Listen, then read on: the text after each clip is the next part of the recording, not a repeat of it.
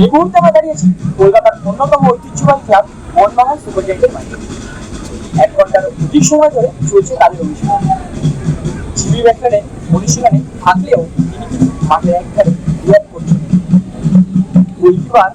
গোলকিপাররা একধারে প্র্যাকটিস করছে এবং অন্য ধারে চলছে প্রথম 11 পরিকল্পনা জোসেফ মরিনার দ্বারা। আইএসএল এর শুরুর আগেই জোর কদমের প্র্যাকটিস চলছে সবুজ বেলুন শিবিরের। জিমি ম্যাকলারেন প্র্যাকটিসে উপস্থিত থাকলেও অধিক সময় তাকে রিহ্যাব করতেই দেখা যায়। মাঠের একধারে গোলকিপারদের অনুশীলন চলছিল এবং অপর ধারে চলছিল প্রথম 11 বাছাইয়ের লড়াই। অন্যদিকে সমর্থকদের উচ্ছ্বাস এবং ভালোবাসায় ফেটে পড়ছিল সমগ্র মোহনবাগান গ্যালারি।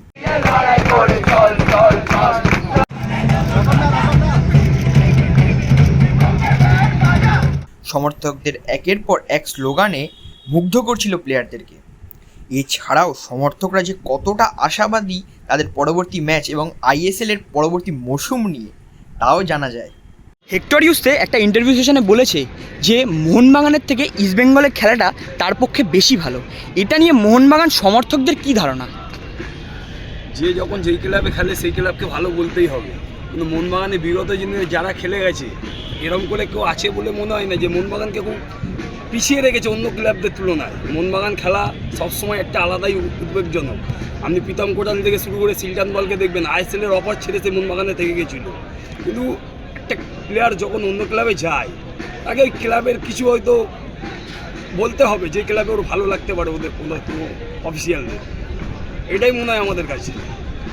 মোহনবাগান আগের সিজনে আইএসএলে মুম্বাইয়ের এগেনস্টে ফাইনালে হেরেছে, আবারও সেটা ডুরান্ড কাপের নর্থ ইস্টের এগেনস্টে সেম হলো।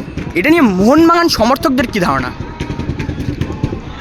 এটা মনে হয় যে এরকম রানার্স আপ হতে হতে এরকম মানে সাফল্যের চূড়ায় যেতে যেতে এরকম বাধা আসবেই। এরকম করেই আমরা আই লিগ জেতার আইএসএল জেতার পর বা আইএসএল কাপ জেতার আগেও এরকম হচ্ছিলো, সেই ফাইনাল হারছিলাম বারবার। তারপর একবার আমরা আইএসএল কাপও নিয়ে নিলাম, আগের বছর আই লিগ আইএসএল সিল্ডও পেয়েছি। তো এরকম হতেই থাকবে খেলার মধ্যে, আর আশা করছি এবছর আমরা সাফল্য পাবো ফাইনালে। মানে প্রীতম কোটাল মোহনবাগানে ফিরছে, এটা নিয়ে কী ধারণা বল? মোহনবাগান অবশ্যই প্রীতম কোটালকে সবসময় চাই। প্রীতম কোটাল মোহনবাগানের হৃদয়ে জুড়ে রয়েছে, তাই ঘরের ছেলে ফিরছে, নিশ্চয়ই কংগ্রেচুলেশন প্রীতম কোটালকে জানাবো। নিশ্চয়ই ভালোই পারফরমেন্স দেবে প্রীতম কোটাল।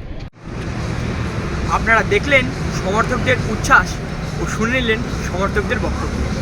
ক্যামেরা পার্সন ঋষি রয়ের সঙ্গে আমি Anirban, sports light media, Kolkata.